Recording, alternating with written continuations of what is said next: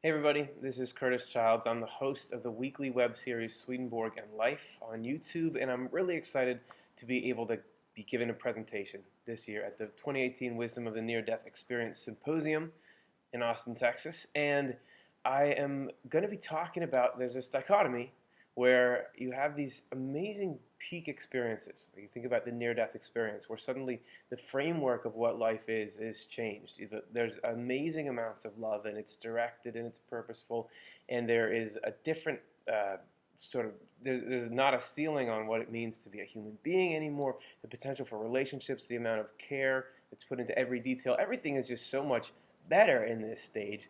But then you have one, and you're back in regular life where there's traffic and people are rude and you accidentally knock your mug off of the table and you have to deal with that and you have to do things like go to the doctor, all this stuff. So how can these two things be part of one life? And it's not just with a near-death experience. What I think in any pursuit of spirituality, you have these moments when you're feeling like there's a breakthrough, or you're really understanding higher principles, you got a better way to live, and then you get mad because the dog did something or something. And how do you reconcile those two? Why are there these extremes in life?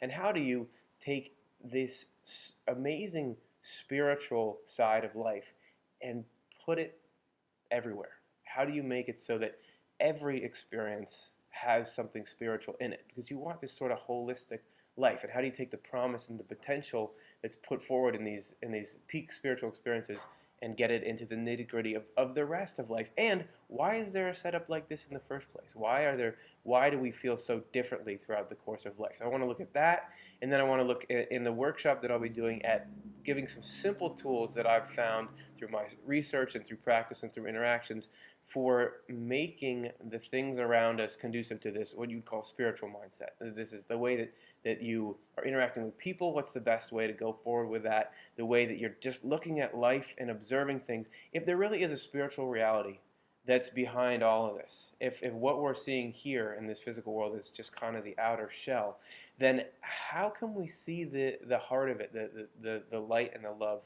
peeking through? There's got to be a way that we can read what's around us and find that connection to what it all came out of.